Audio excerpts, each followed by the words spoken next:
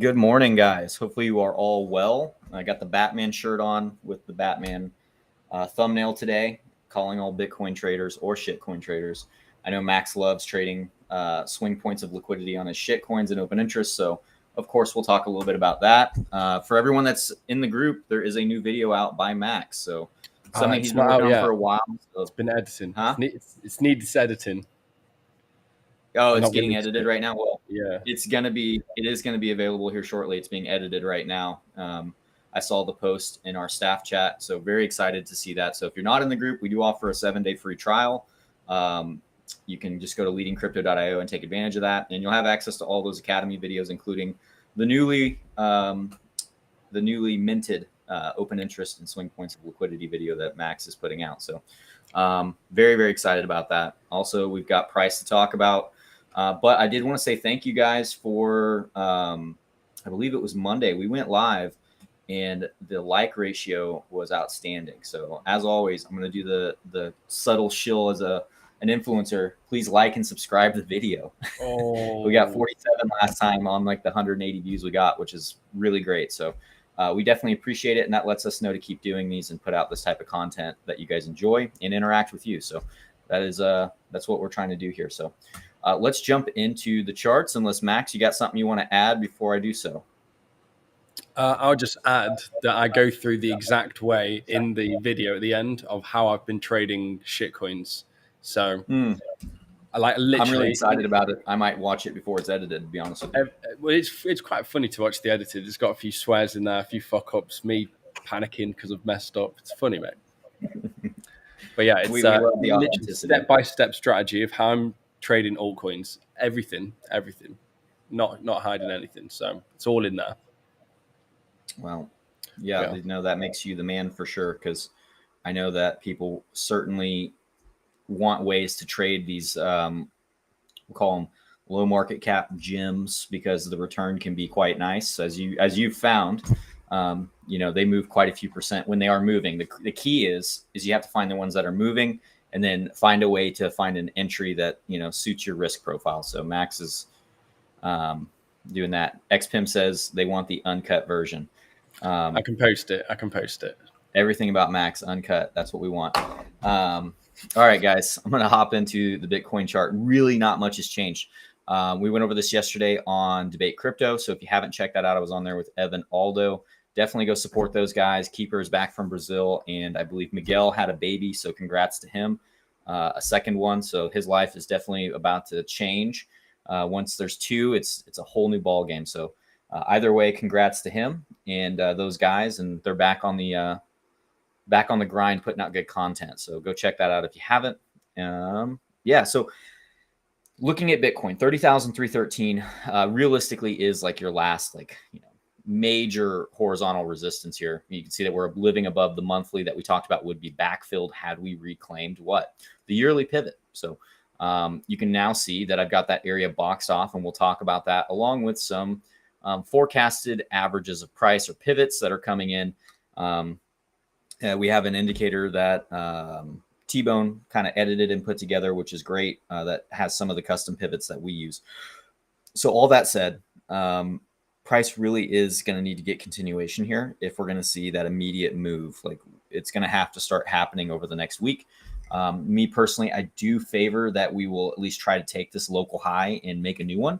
Maybe even come up here and fill in the old gapola, right? And we've been talking about this on our Bitcoin chart, which is now in log. So let's go ahead and take care of that and go to the daily. And yeah, we've got some things to clean up here, because as you can see, I just have dueling regressions and a sign line for time, but you know, these are important as well. So this is your quarterly regression and your 6-month regression.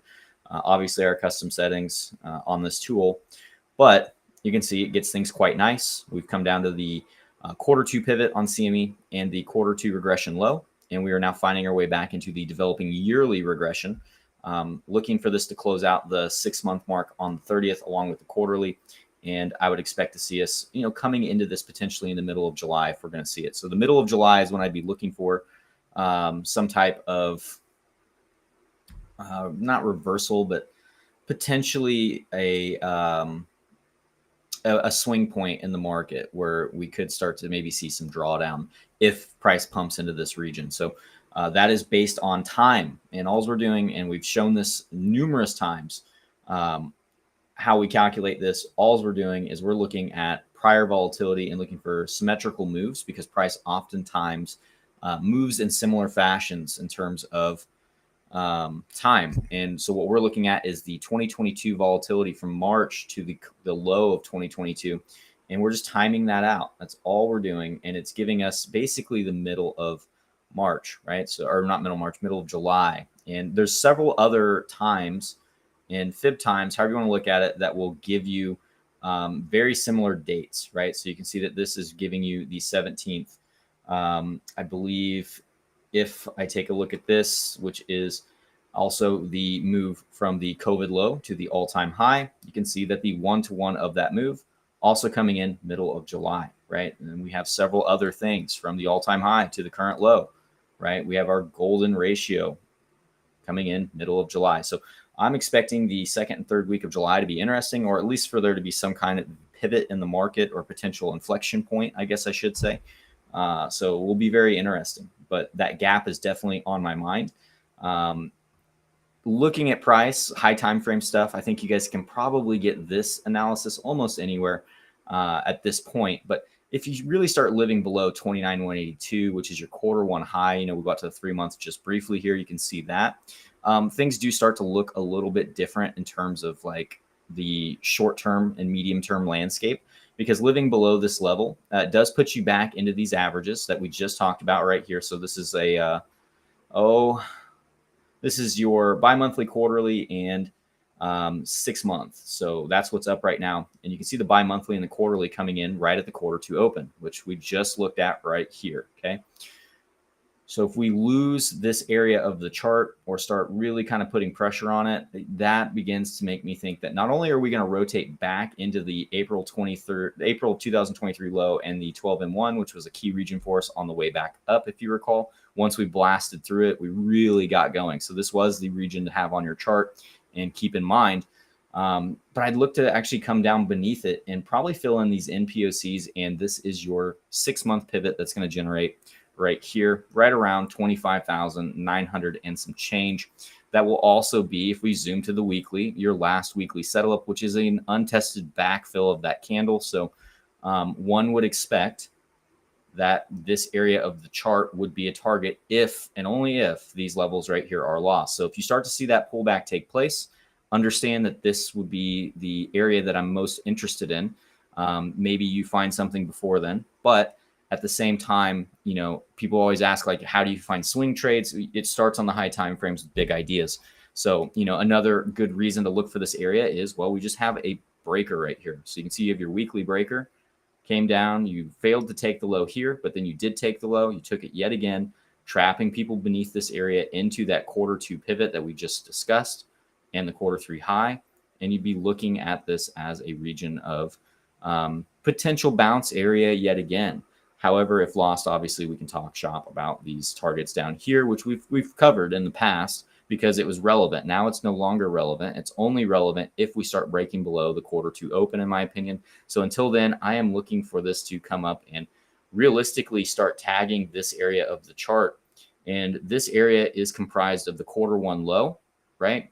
And it's also comprised of the local high right here. So you can see this is your local high.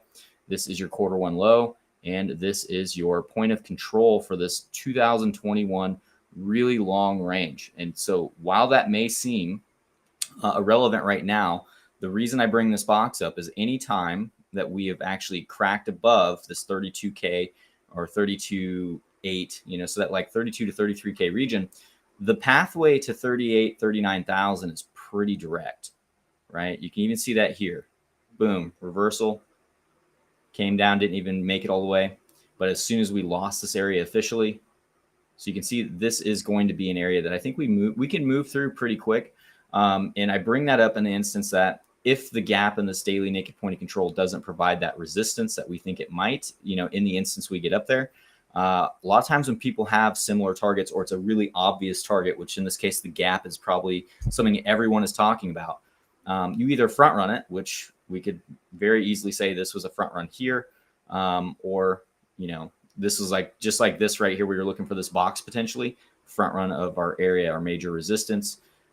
You could be looking at something where it shoots through the target. You could blow through and hit this like 38,922, which again, this area of the chart is mapped off as the former value area high, also giving us our 6-month MPOC, and we have some horizontal levels right here giving us another box. So that would be the next area of really big interest. And I've kind of contended that this area is not off the table until we see some bearish confirmation. For me, bearish confirmation is still below the quarter two pivot as of, you know, this last week. Now I kind of start shifting that up in the sense that if we look at the yearly pivot right here, if lost, it's tough for me to be bullish coming back to this area again with this structure. So really want to see this thing getting that continuation and that next leg up over the coming weeks into that middle of July timeframe.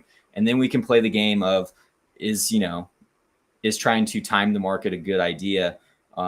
It's really not, because you don't want to take action without, like something giving you a trigger. But if you are able to, be aware that this could be a reversal point or a pivot or an inflection point, and start seeing those local signs, just like we were looking for back here on this dip, you can take advantage of that, whether it's, preparing capital to buy the dip, or, taking advantage by hedging your position, right? So that's really all I've got on Bitcoin. That was kind of a winded 12 minutes for you guys, but hopefully you enjoyed it. If you did, let us know. If not, always open to suggestion. But I'm going to turn it over to Max and let him do his thing on the order flow and open interest on things, and we'll go from there.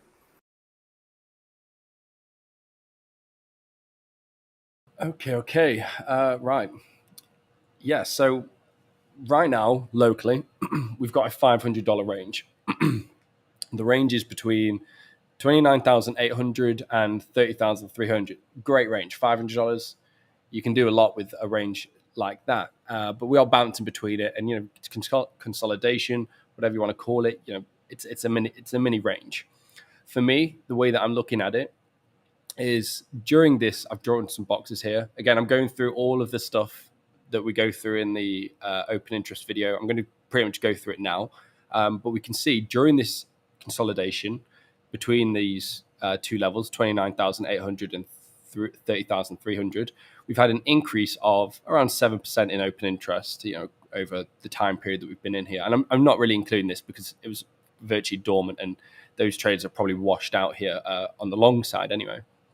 So, maybe we come and test the top side a little bit more, which goes in line with Magic's, taking out this high or the local highs, which you mentioned.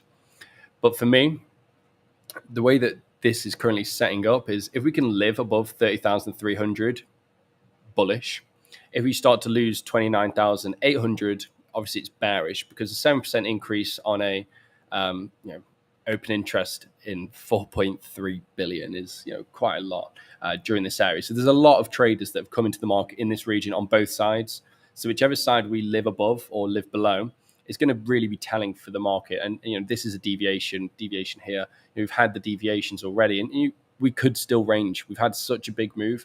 There's nothing stopping us from ranging here the whole weekend. Not saying it's going to happen, can't predict that shit, but it very easily could, considering the move up that we've had. But for me, one of the things that I'd be really concerned, or not concerned about, but I'd say the area for the next long, I guess, outside of swing failure patterns, this gold pocket is effectively been tapped, so rather pointless at this point. This gold pocket is yet to be tapped from the high. I kept chasing it. This one, we mentioned it in the member stream on, it's Thursday morning for me. This was so clean, so clean. The rejection from there, really, really nice. So yeah, had a good rejection from there. We mentioned that on the stream on Wednesday night, the members only stream. And yeah, now we're just range bound. So outside of SFPs, the area for a long that I'm looking for, because higher for me, the short would be from the gold pocket potentially, but I'd want this high to be swept. So, coming into the top end of the gold pocket. If not, maybe an SFP of here, but I'd be very cautious of us living above 30,300 and doing something like this. Let's say we came up, didn't blast it through these, maybe came up SFP'd this and bounced from this region. That would be like the breakout trade that you'd want to take, the bounce from here, bounce from the weekly level. The opposing side to that is if you do something where you come down and you test this region, because this is a much tighter, not much tighter consolidation, but it was much faster increases in open interest during this section of price action between 28,700 and 29,200, let's just say, because that's the quarter one high. If we came down and tested that, that would be a long opportunity for us if we saw a decrease in open interest. But what I'd be cautious of in the long, and certainly would be looking to take profits on, is if something like this occurred. If you came back up, tested the bottom of this current little range, and yeah, I am ignoring the deviation, so maybe for better or for worse, you could bring this down to here. But I quite like the fact that we keep bouncing from the 29,800 region. So if we came up and rejected from there, effectively what you're doing is, and same for the flip side, is you're locking in these traders that have entered in this region. So you're locking them in to then effectively wreck one side of the market. So if you reject from the bottom side, you're obviously trapping the longs. If you reject from the top side, doing this thing, you're trapping the shorts in, and you're going to squeeze the shorts out even more so than you may have already done so. So yeah, these are the plays that I'm looking for, coming and bouncing here. And let me tell you, if you go through this whole move up, there's going to be many points throughout the chart where you can say, isolate consolidation pockets and say, okay, there's going to be support here, because when traders are locked in these positions, if they're not using a stop loss, which we know what traders are like, there's going to be many traders obviously short, that are still in their positions from here. Maybe they've not been liquidated yet. And when they see price come back down to their entry, they're going to be like, oh my God, I've just saved however much money. And they'll be exiting the trade for a minimum loss. And effectively, when you close a short, it's a market buy, basic stuff, but that's how it is. So when you have huge increases in open interest with a trend, whenever you retrace to points where we've had these large increases, you can find support there as traders try and get out of their positions that were trapped in the move at break even. So, this is a very nice one. This is a bit tight because it's a very sharp move up, so you can't really pinpoint it really. But you'd probably say the key weekly low is probably a point where they'd be like, okay, I'm happy to close out at that point. But then, you're going down to the yearly pivot, and you really want to hold that at this point. I think if you lost that, really look like shit. But yeah, basic stuff, really simple what I'm expecting from this thing. I know this is shitty Elliott waves, but really simple, trying to keep it simple with what we've got here. There's trades to be taken. We just had, if we zoom in and hide all this shit, and I can delete these because I don't need them. If you zoom in, go to the 1 minute. We've just had a nice SFP of some lows. It wasn't any low in particular. It wasn't the London low. The London low's a touch below. I believe this is the London low, and the Asia low's back down here. So, but we can still trade these SFPs when they take place. If we look at it, as you came down, taking the lows, you had a huge drop in open interest. Granted, it wasn't a 0.5% or a 1%, which I go over in the stream. But using this indicator, you can see that it highlights large decreases in open interest. And you've got let's just call it an open interest PVA. How is that? We've got an open interest red candle there, signaling, okay, something's, we're just taking some liquidity. And then you get the green PVA. What is a red-green PVA? It's a reversal signal. And then you're back above the region, you're back above the lows, long trade. It's so simple. Honestly, you really don't have to get too technical with it. And yeah, it's simple trading. And I think that's the way to go where we are right now. There's not really any point in overthinking matters at hand if you are trying to trade this little range that we've got. So that's pretty much all I've got. Simple trading, expecting simple things, I guess, this and that. It's pretty basic, but this is how you would trade a breakout or loss of this structure, I guess. But yeah, I'm done, Magic. Not got anything else to go over. The shit coins right now. Looking at the shit coins that I've got on Bybit, all the top movers are very low volume, and I don't like to trade them when they're very low volume. So no shit coins, unfortunately. Well, we'll talk poo coins here on my end. Then we've got a couple in the title we're going to cover today. So XRP, DOT, and QNT are on the docket. Maybe the next live we do on Monday, we'll do like HBAR or something. Tried to divvying them up a little bit so that they're not all the same. I think I need to redo VeChain as well. I think that might be one that gets looked at. Somebody said that they got relisted on some exchanges recently. So we'll take a look in the near future. If you guys want me to cover a coin as well in the future, do me a favor. After the video's over, leave like a comment. Just put which coin you want. That's the way to do it. Or if you don't even want a coin and you just want to say, hey, this show sucks or this show was great, that's cool too. All feedback is welcome. All right, let's talk QNT first, as it's right up on my screen. So this is one that I've been watching, and you guys know that I had this blue box. We came down and front ran the yearly open right here, but had this blue box for quite some time now. I've had it since essentially we established this support. And we have tapped it twice now, including a swing fail here, giving you some really good trades. But however, yet to really change any market structure. And that's important to note, is where do we begin to get bullish on this asset? Where should we be looking to purchase on this asset? I do believe this blue box was a great place to trade out of and get a potential move. But when we look at it right now, this is really bearish market structure still. So take a peek. Don't be offended. You're making lower lows and lower highs. That does change above the most recent local high right here, right around $120.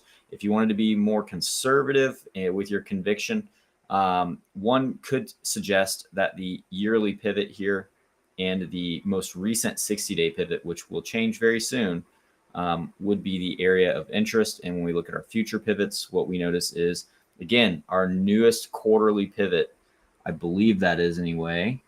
Oh, that's the 6-month pivot. Your most recent 6-month pivot is going to be coming in at $120. So I don't know that we have to be too conservative about this. I think that realistically, we could even take these off of here for now and work off of this $120 level. It needs to be reclaimed. And if so, I would expect the move to take these local highs and probably retest about $145, anywhere from 140 to 145. Giving you a nice $25 jump in price, which doesn't seem like much, but that's not bad. It's 20%. And if you were being smart and coming in this area, this box, and planning your entry, you can see that's a 51% move. However, the moment you lose this box, all hell is going to break loose on this chart, because it's coming all the way back down to this blue box here. $63 to $53, in my opinion, would be the area of interest. And would be where I'm realistically looking for something like this. We had our deep crab and our other deep crab. And now you see I've got something called idea only. And technically, it's already valid. You've got your 50% retrace. And you really only need a 382 up to an 886 for this. And this is, I believe, a 618, if I recall. Yeah, pretty close. So technically already valid, but if it's going to complete and really run the extremes of this pattern, the possibility of coming into $63 to $53 on this asset is on the table. And if it does, I am going to look at that opportunistically. How you would trade something like this as well. If you break above 120, the odds of coming back to this start to kind of decrease a little bit until we see that sign of weakness. But until we do that, I am looking at this as potentially coming down to this area. And that's realistically where I'd like to get more entries if I'm going to be buying this asset. So you guys know I do trade QNT. I just do it on my own terms. And yeah, that's how I do it. Now, how you would trade this specific scenario, if price does return all the way down for the C leg into this zone, is your stop loss goes below A, right? If you go below A, this whole pattern, you can throw it out the fucking window. and it's, that idea is scrapped, and that's okay. Sometimes you have to be real with yourself and be willing to scrap an idea, instead of just holding a bag and saying, well, maybe it'll turn around. That's not trading. That is, more of a hoping investment strategy. Oh, was it? Dude, I never know. I don't even follow the dude, but he shows up in my timeline constantly. He's got the clickbait posts for sure down pat. Like that dude's content is like, it's extremely successful, and I can see why. And he works really hard, but I also low key kind of just hate it because that's just not the kind of stuff I'm into, and that's okay. I'm not for everyone either. So people can do whatever they want. But yeah, anything below A here, this local low we had at like $40, really, you're basically price discovery for the new low. At that point, I'd be looking $20 next, maybe even lower. But realistically, this is a zone that I think is going to provide decent support. It has previously, and if it puts in that higher low, you then can look for this to potentially run pretty hard. Like this is showing you that it would take you back close to all-time high, and that realistically the pattern on this doesn't play out until almost 2025. So that's if timing is perfect. Timing is not always perfect. This can actually be quite extended, could take you out even further, but kind of showing you the idea behind a swing trade or an investment, that if you got this entry and the market's continued up over time, and that the low is in for Bitcoin, eventually when altcoins have their run, you can then start taking this one all the way up here. It's just you're going to have to hold that trade for probably over a year, and most people can't do that. So that's why I say avoid leverage if you can. I don't mind people that say I DCA. I just say do it strategically. Don't do it. Don't just do it to do it. I think that's a poor strategy, but I guess it's better than no strategy at all. So that's really the big idea behind QNT. But again, you have to be cautious in this area. Doesn't mean don't buy. Just means if price starts losing this low, you have to understand what's probably going to happen to price, or what's most probable is, you're gonna price going to dip. It's going to dip by 50, 60, 70% potentially. So you should have a plan for that. You should definitely have a plan for that. And I don't believe in averaging down. So that said, guys, that's QNT. I'll have to go back and add the timestamps to this because I did not do a very good job. The other one we talked about recently was on Monday, and then we talked about it a little bit yesterday, was DOT. I do want to recover this one because, well, we're crushing it. We talked about this being an opportunity. We swung, failed the low. We almost got a formal tap of our level here. And look at that. We're looking for these newly projected and minted averages to get hit. And we did say that when this happens, look at this. This 20%, 23%, 30%. That's a really great return on a spot trade. That gave you an immediate stop loss. And what I mean by that is once you swung fail this level, your stop loss goes down here and you trade this up to these averages, and the asymmetrical long on that is pretty solid. So if we already have a stop loss like here, look at that, 5-1. These are 6-1, 7-1. You're not always going to find trades like this.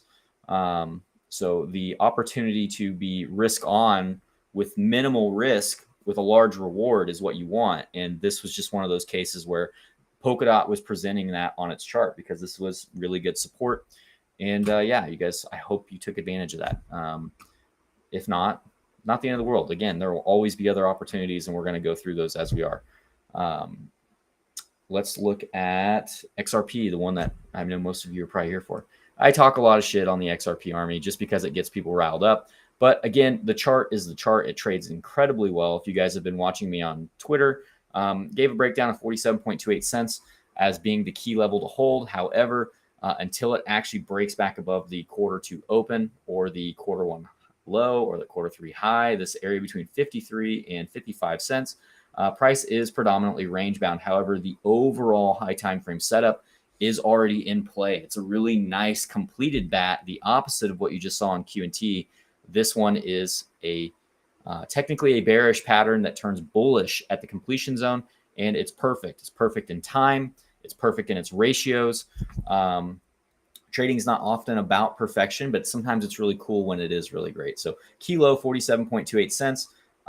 Next opportunity is going to be beneath these lows, in my opinion, if it's given, right? So right here, and you would be looking at something like this potentially, and then you want to see the low reclaimed, right? You just want to see this area reclaimed, and once it does, you know that you've got good support and your higher lows are still in place at that time.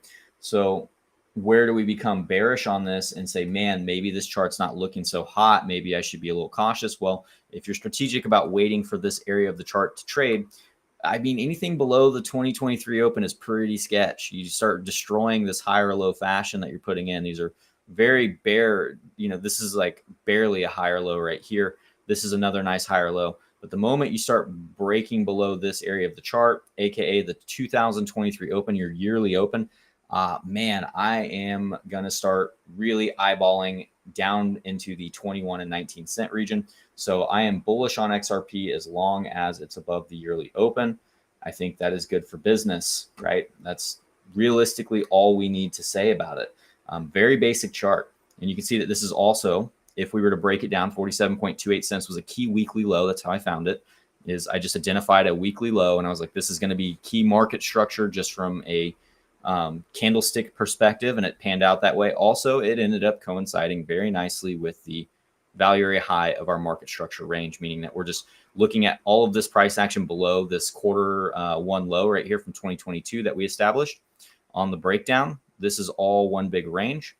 And you can see that it's back testing that range. So if we lose 47.28 cents, find our way in, we target the point of control and also that 37.65 level that we've been on about. And that is how it goes. So if you lose the 2023 open, you do have support here. You just want to see a quick recovery. If you don't, and this becomes resistance, that's how you'll see price move down there. So those are the scenarios. Those are how I would be trading it. So most important thing to take away from this, if you are going to trade something like this, or, you know, I guess trading, you could consider like being a spot holder, a trade if you're working off invalidation. And so that's what we're doing, is working off invalidation, trying to show you guys on the chart, where do I get my confirmations from so I know when I'm right and I'm wrong, and I'm not just holding assets to hold them. Yeah, below this level is not good. Doesn't mean get shaken out on a wick. Don't get shaken out on something like this. But if you start living below this area, much like right here, yeah, this can take place. You know, you have to be kind of cautious. So, you know, if you're trading with leverage, hard stops all the time, meaning, well, I'm probably putting a hard stop somewhere below the yearly open and trying to trade this region of the chart like so, right? So we're trying to do this potentially, and I'm trying to trade it all the way back up, right? So I'm looking for 47%, and that's about a 3-to-1 because it's a wide stop. So if it goes any higher, the actual targets of the pattern, obviously I've been treating the quarter one low as a take profit. As I've mentioned, I've taken profits at this level twice now. But I do still have some of that trade open. It was a sizable position. So looking to swing it if I can and take it to the B leg. And that really gets you, you know, that 7-to-1, 8-to-1. But those are things that, again, you're going to have to hold for long periods of time if they are to play out. So you have to be patient, and you really have to be generous to yourself about market structure and understanding where I'm right and I'm wrong, meaning that, you know, if we lose this low right here, probably going to scrap the idea of coming back up to like 87 cents and $1.03, etc. Right? Now we start moving that invalidation up a little bit, and we say, well, if we're going to get continuation, this is the area I'd like to see. But if this area is lost, I really probably am not going to wait for 29 cents to be lost. I'm going to start eyeballing this area. And if I'm wrong, let's say price does come down here, fakes me out, I'm like, fuck, I was waiting for 19 cents and I let it stop me out of my trade. There's nothing to say that we can't get a confirmation move, and then I can re-enter a trade and just try to, same idea then applies, right? So be flexible with yourself. Just don't be irresponsible when you're doing it. That's the key, is you're going to take losses in this game. But if you can take really good winners and stick to your plans over time, you'll find you can be successful in this market. It's just hard to do because you have to be diligent. You know, you don't have to be smarter than everyone. You don't have to be the best chartist. You don't have to be the best trader. You just have to be consistent, and you have to control what you can control. And that is how much money you stand to lose in a situation. If you can grasp that concept, you will definitely find success in this market, regardless of asset. So that's all I've got. That's my spiel for the the Friday, giving you guys that pep talk that you all wanted on a Friday morning, I'm sure, going into the weekend. Max, anything to add before the bull market will cure depression? You know what? You make a good point. We talked about this yesterday on Debate Crypto a little bit. I think it might have been behind, closed doors with Evan and Keeper, but sorry, I'm getting a spam call. Those never stop. But in a bull market, everything is so positive. Everyone is happy, and it really does, because you throw a dart at a board and you make money. It's a fun time, but getting through the times after a bear market and during a bear market can be tough. So bull markets do kind of cure depression. Just don't blow your wad in the bear market so that you can take advantage of the bull market where, money is easier to come by, I guess. I like shorting. Max knows that. I like to take shorts. But I do enjoy longing too. And I think that if you haven't been in long positions for the last 6 months, what have you been doing? You've missed out on quite a bit. There's a lot of bearish influencers out there still, and maybe they're right. And that's okay. If we go lower, but you have to remember a lot of them fought this whole move up from 19K all the way up to 30K, and they're still bearish, and they're still talking about this magical number, that 10K. Maybe we get there, maybe we don't. None of us have a crystal ball. However, again, trade what's in front of you and make money where you can, and that was to the long side. So it's okay. They bring the fuel, mate. They bring the fuel. I'm in a short right now from 30,640, I think, but I've already TP'd that short twice, and if I get stopped out, I'm right back in spot Bitcoin, and who gives a shit, right? We take it to the upside and we take the next trade. So again, it's all about preparation. It's all about taking advantage of what's in front of you. So I don't have anything else. I'm going to end the stream. There's 25 of you according to 26. So thank you guys for being here. If you're watching this back, thank you as well. And everybody have a great weekend. It's going to be nice. Wait, Magic, just check the like ratio just quickly. Check the what? The like ratio. It's good. 1-to-1. Oh, the like ratio is 1-to-1. I love it. All right, guys. Appreciate it, everyone. Sweet. Yeah. You guys have a great weekend. Spend some time with friends, family. Do that whole bit.